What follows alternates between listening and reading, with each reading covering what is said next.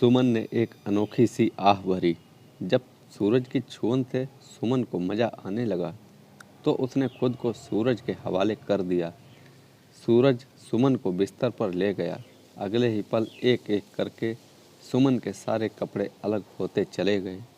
दो जवान देह के टकराने से उठा तूफान तब थमा जब दोनों शरीर थक कर निढाल पड़ गए। मुनीम की मदद से सूरज की इन हरकतों को बढ़ावा मिलता रहा। गांव की एक कच्ची सड़क पर धूल उड़ाती सूरज की गाड़ी ईंट भट्टे पर पहुंची। मुनीम उसे दफ्तर में ले आया। कुछ समय तक सूरज ने फाइलें देखी। फिर मुनीम उसे भट्टे का मुआयना कराने लगा ताकि वह भट्टे के काम को समझ सके और सभी मजदूर भी अपने छोटे मियाँ से परिचित हो जाएं। चलते चलते सूरज और मुनीम एक ओर गए जहाँ कई औरतें मिट्टी गूंथने में मसरूफ़ थीं। सूरज की नज़र खूबसूरत चेहरे, गदराए शरीर, नशीली आँखों और संतरे की फांकों जैसी होठों वाली एक लड़की पर जा टिकी। मुनीम जी, हम पहली बार मिट्टी में गुलाब खिला हुआ देख रहे हैं। सूरज ने उस लड़की के बदन का बारीकी से मुआयना करते हुए कहा। हुजूर, यहाँ हर रोज़ आपको ऐसे ही गुलाब खिले मिलेंगे। मुनीम ने भी चुटकी ली। मुनीम जी, उस लड़की को कितनी तनख्वाह मिलती है? सूरज ने पूछा। हुजूर, वह तनख्वाह पर नहीं, 60 रुपए की दिहाड़ी पर काम करती है। मुनीम ने बताया। बस 60 रुपए हर रोज़? आप इतनी कम दिहाड़ी देकर उसके हुस्न की तौहीन कर रहे हैं। सूरज ने शिकायती अंदाज में कहा। सभी मजदूरों की दिहाड़ी दिवाली पर बढ़ाई जाती है। पिछली दिवाली पर उसकी दिहाड़ी 50 रुपए से 60 रुपए हो गई थी। अगली दिवाली पर 70 रुपए कर देंगे। मुनीम ने कहा। वह लड़की कितने दिनों से यहाँ काम कर रही है? सूरज ने पूछा। हुजूर, तकरीबन 3 साल से, मुनीम ने जवाब दिया। 3 साल में हर मजदूर की तरक्की मिल जाती है, पर अब तक उस लड़की की तरक्की क्यों नहीं हुई? सूरज ने नाराज़गी जताई। हुजूर, दिवाली पर उसका प्रमोशन कर देंगे। मुनीम तुरंत बोला। अगले पड़ाव पर काम में मसरूफ़ दूसरी लड़कियों पर नज़र डालते हुए सूरज बोला। मुनीम जी, ईंटों का यह बगीचा खूबसूरत फूलों से भरा पड़ा है। हुजूर, यह बगीचा आपका ही है, मैं तो सिर्फ माली हूँ। इस बगीचे का जो फूल आपके मन को भाया करे तो गुलाम को हुक्म कर दें, उसे आपकी सेवा के लिए हाजिर कर दिया जाएगा। मुनीम बेहिचक बोला। पहले तो सूरज ने तीखी नज़रों से मुनीम को देखा, फिर एक आज़ाद कहकहा मारकर बोला। आपका बड़ा पारखी दिमाग है। इतनी सी देर में आप हमारी इच्छाओं से वाकिफ़ हो गए। सूरज के मुंह से अपनी तारीफ सुनकर मुनीम के चेहरे पर मुस्कान उभर आई। सूरज बोला।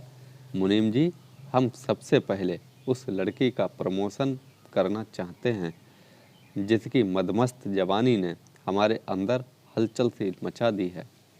अगले दिन मुनीम ने उस लड़की को सूरज की हवेली पर पहुंचा दिया। तुम्हारा क्या नाम है? सूरज ने मुस्कुराते हुए पूछा। सुमन। उस लड़की ने शर्माते हुए अपना नाम बताया। सुमन का मतलब जानती हो?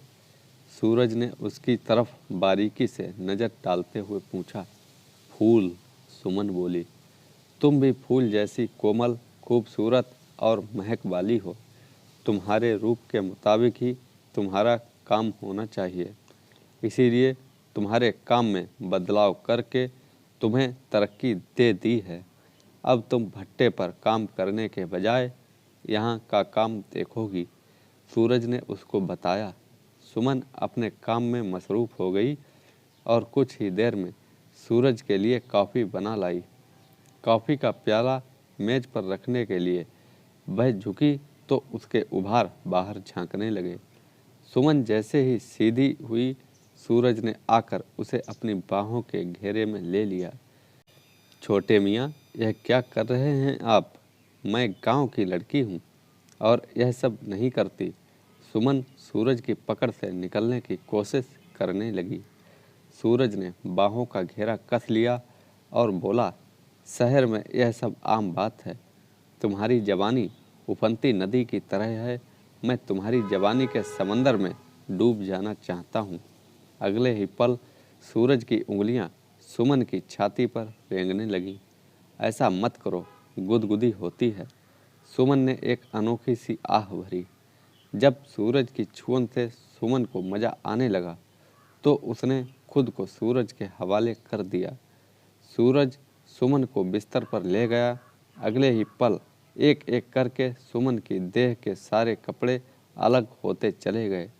दो जवान देह के टकराने से उठा तूफान तब थमा जब दोनों के शरीर थक कर निढाल पड़ गए। मुनीम की मदद से सूरज की इन हरकतों को बढ़ावा मिलता गया। एक दिन मुनीम के पैरों के नीचे की जमीन ही खिसक गई जब सूरज की नज़र उसकी जवान बेटी पर पड़ी। वह किसी काम के सिलसिले में मुनीम के पास आई थी। मुनीम जी, इस भट्टे पर हम पहली बार इस लड़की को देख रहे हैं। अब तक उसे कहाँ छिपा कर रखा था? सूरज ने बेहिचक पूछा। छोटे मियाँ, यह मेरी बेटी पुष्पा है। मुनीम के चेहरे का रंग उतर गया। मुनीम जी, पुष्पा हो या सुमन, एक ही बात है। दोनों का मतलब एक ही होता है, फूल। और तुम यह बात अच्छी तरह जानते हो कि हम खूबसूरत फूलों के बहुत शौकीन हैं। जो फूल हमें अच्छा लगता है उसे सूंघते जरूर हैं, सूरज ने कहा। मुनीम का दिल धक से रह गया। उसने एक बार फिर से याद कराया, छोटे मियाँ, पुष्पा मेरी बेटी है। सुमन भी किसी की बेटी थी। सूरज ने ताना कसा। मुनीम को वहाँ से खिसकने में देर न लगी, लेकिन उसके कानों में सूरज के बोलने की आवाज़ आती रही। मुनीम जी, मेरी बातों की टेंशन मत लेना। आज मुझे शराब कुछ ज़्यादा ही चढ़ गई है, इसलिए जबान काबू में नहीं है। मुनीम तेज कदमों से अपनी बेटी के साथ दफ्तर से बाहर निकल आया। एक दिन अनहोनी घटना घट गई। उस दिन मुनीम ईंट भट्टे से घर लौटा तो चौंक पड़ा। मुनीम ने सूरज को घर से बाहर निकलते देखा। मुनीम के चेहरे पर चिंता के भाव उभर आए। उसके कदम घर में घुसने के लिए तेजी से बढ़े। पुष्पा दीवार से टेक लगाए बैठी सुबक रही थी। यह नागवार नज़ारा देखकर मुनीम गस खाकर कटे पेड़ की तरह धड़ाम से फर्श पर गिर पड़ा। तो दोस्तों, कैसी लगी ये कहानी? लाइक करें, कमेंट में हमें बताएं और चैनल को सब्सक्राइब करना ना भूलें। धन्यवाद।